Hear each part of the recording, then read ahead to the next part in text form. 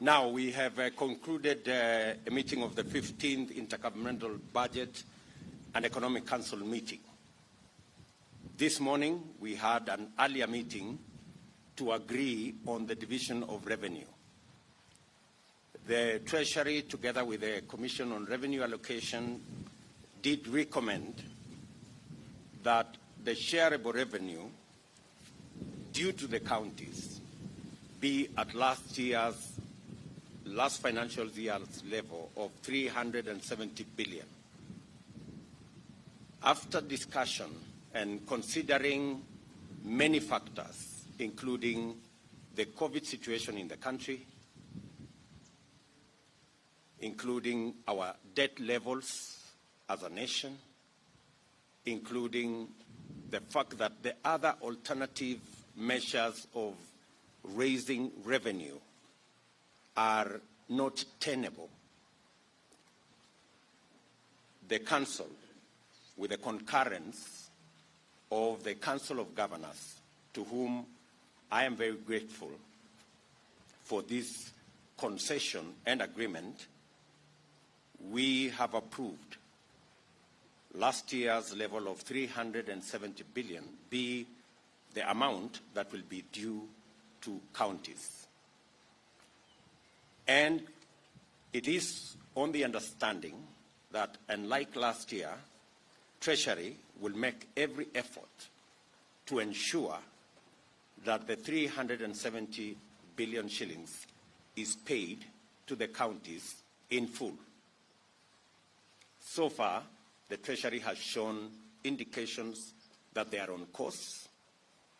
The brief that the Council got that they are now dispersing monies for the month of October is a clear indication that they are in good standing to keep to the 370 billion this year, and we expect them to do the same next year. Again, let me appreciate all the stakeholders involved in appreciating the situation we are in as a country, the debt levels, the impending maybe drought situation, and agreeing that we all tighten our belts to ensure that we do not exceed commitments that cannot be funded by revenues and other measures that government is undertaking in making sure that both national and county governments function. We have also agreed on a committee recommendation that was made by the Commission on Revenue Allocation on matters and the auditor and comptroller, and also the controller of budget, Auditor General and Controller of Budget, on matters to do with pending bills. And we have agreed that there will be a meeting chaired by the Controller of Budget that will bring together the Auditor General, Treasury, and the Council of Governors to first agree on what constitutes pending bills, on how pending bills can be managed so that they don't impede the delivery of government service by successive administrations, and where there are huge pending bills, a mechanism be recommended by the subcommittee on how that can be dealt with now and going into the future. We have also, for the very first time, approved borrowing by a subnational government entity. Laikipia County Government applied through the issuance of an infrastructure bond for borrowing of up to 160 million for various interventions by the county government.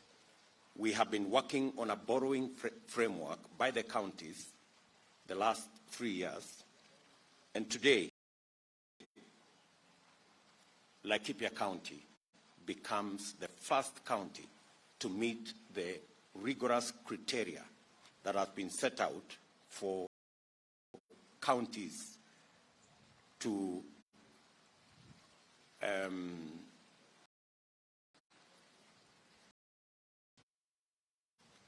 meet so that they can borrow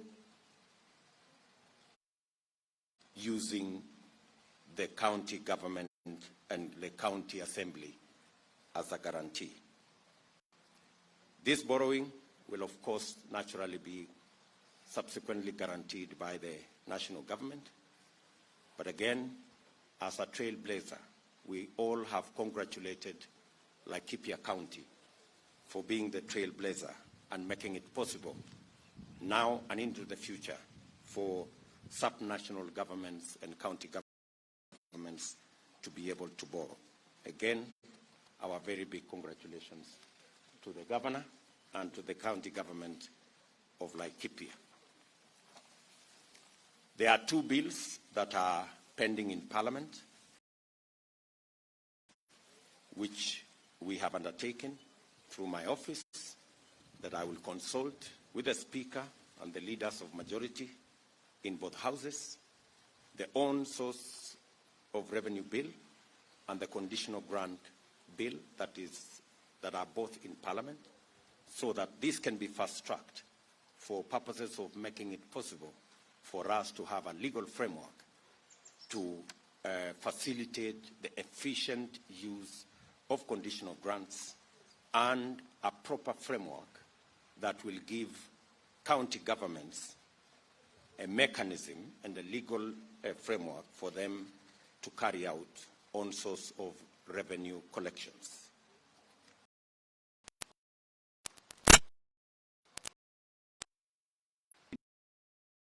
On sharing of levies and royalties from natural resources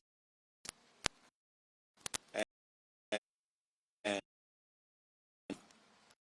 the education and the National Treasury will agree on a framework with the relevant ministries on the amounts and on the levies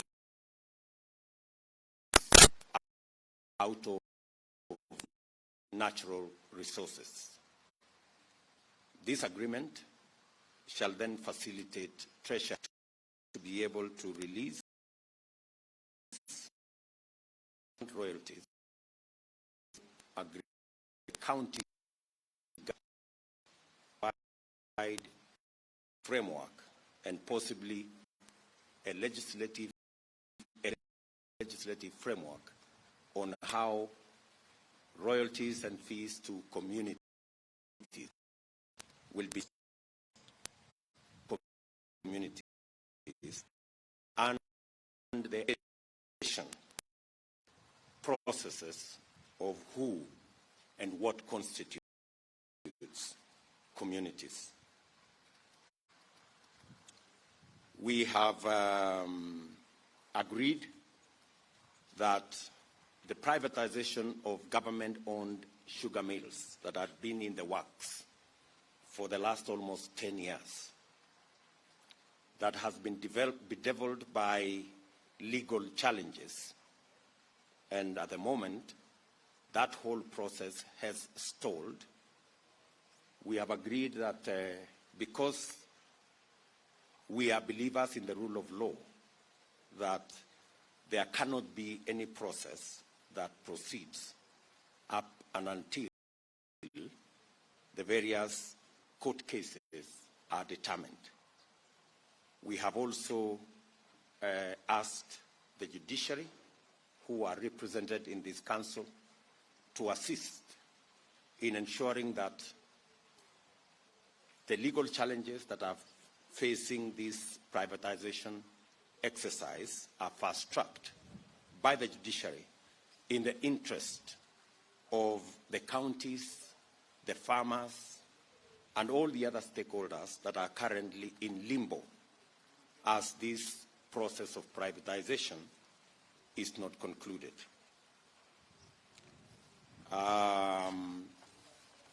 We have also determined that going forward,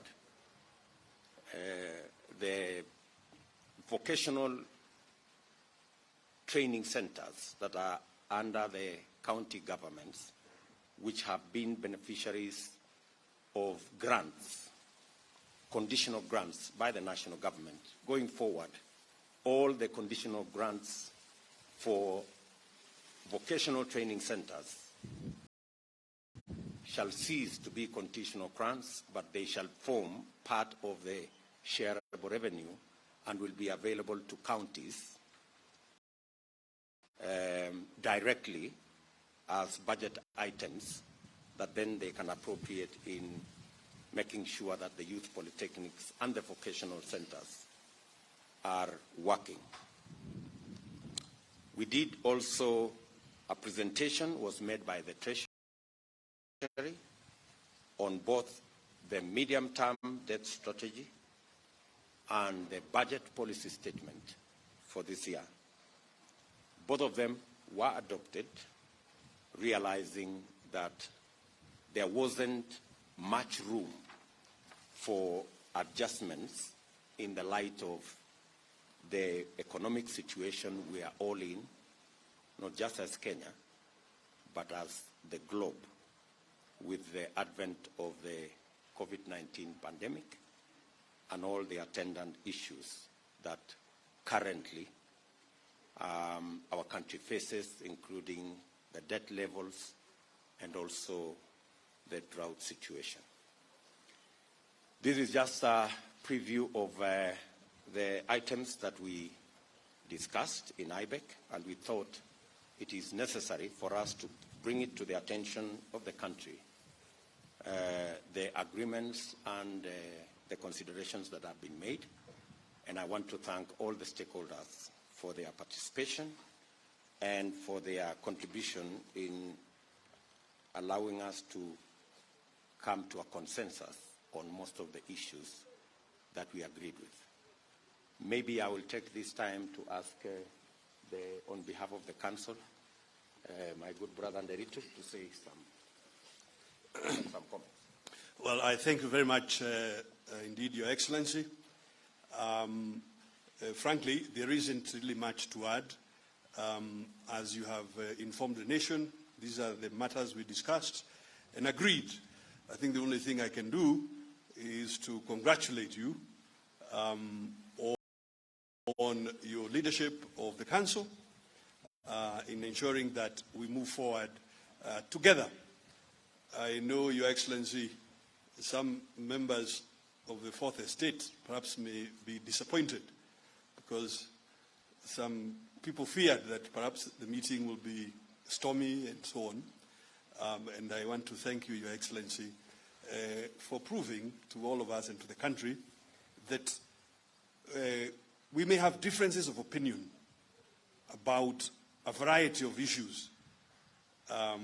However, we as leaders of Kenya in this time, we must always, in the execution of the mandates of our offices, be able to work beyond, over and above any differences of political opinion or differences, even indeed, on interpretation of technical data. So I thank you very much indeed, Your Excellency, and I think that it's a clear demonstration that as a team of leaders, we can be able to move forward together when duty calls. So thank you very much indeed. Yeah, you want to say something?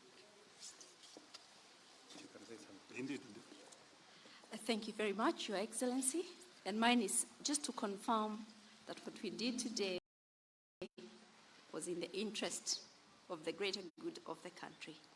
I confirm that between the Commission on Revenue and Allocation and the National Treasury, we had consensus, and this is the consensus that came out of the Council. Thank you very much. Great. I think that's it. Maybe I can take one or two questions only on matters to do with IBEC. The other issues, we can discuss them in another forum. Thank you very much. My name is Kenneth Murithi from NTV, and the question of borrowing by the counties. It is a matter that is still a great area. Probably you could expound the matters of how this framework will be. There has been a lot of speculation of who could be able to guarantee and all. But in the case of Laikipia, you've been able to say that the county assembly will be able to guarantee and all.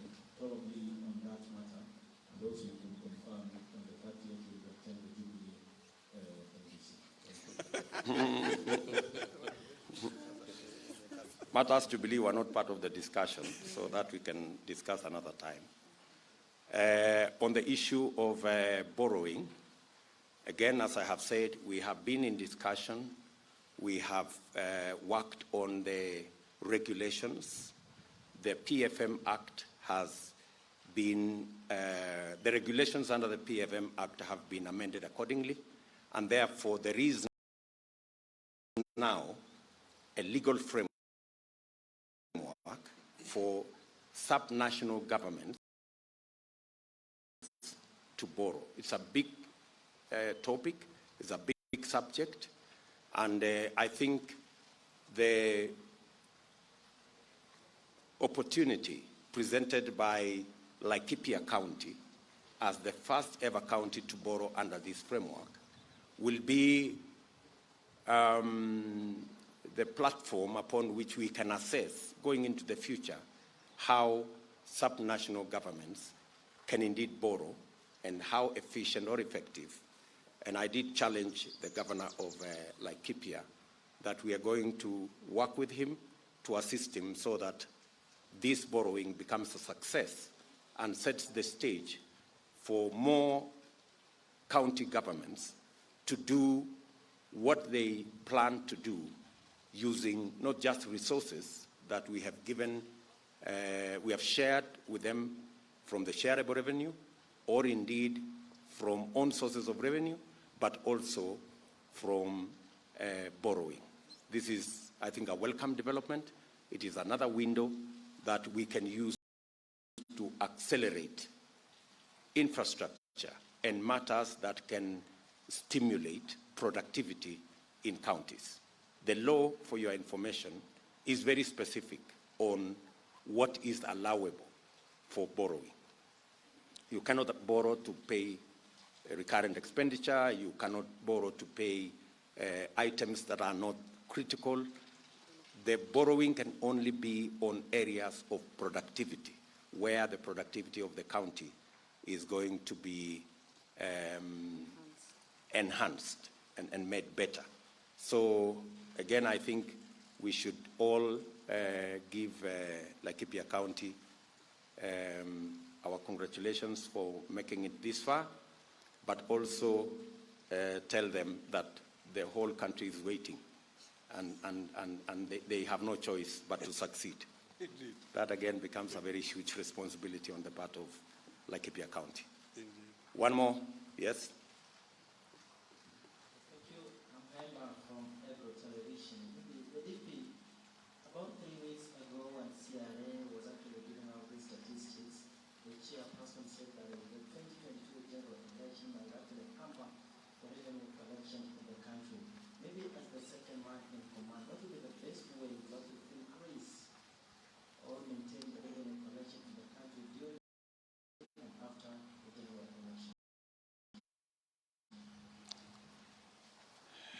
It is part of what informed the discussion and part of the consideration that was made in accepting that we keep to the levels of sharing for last year. And we did actually interrogate ourselves in making sure that the swings when we have an election of revenues going down and up is something that concerns all of us. And going into the future, we must, all of us, make the elections less acrimonious, less controversial, so that we can keep the country moving. Even when we have an election, it doesn't affect our performance or the performance of our economy. It is not something that's going to happen in one election, but it is something that we all look forward to as we try and manage our democracy.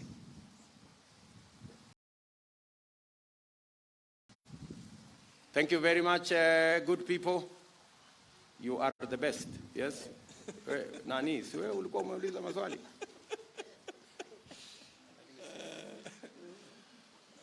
There is a question that was brought up by Nairobi about the acrimony with regards to what the meeting was. How have you been able to probably navigate it? And also, it has been quite a while since we saw you hosting. Where the meeting was?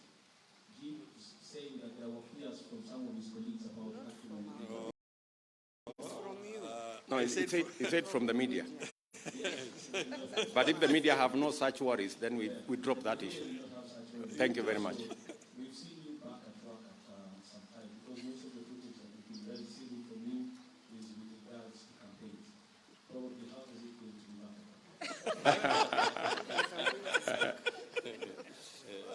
I haven't started the campaign because the campaign period is not yet announced by IEBC. What you have seen me do is to do what my mandate is: speaking to people, understanding their issues, assessing the extent of our government programs, how far the roads are, and receiving feedback from the public. You may want to know that the aspect of public participation is no longer a sterile provision in our Constitution. The public constitute a very big constituency in the performance of government. And feedback from the public constitutes public participation. And it is a constitutional provision.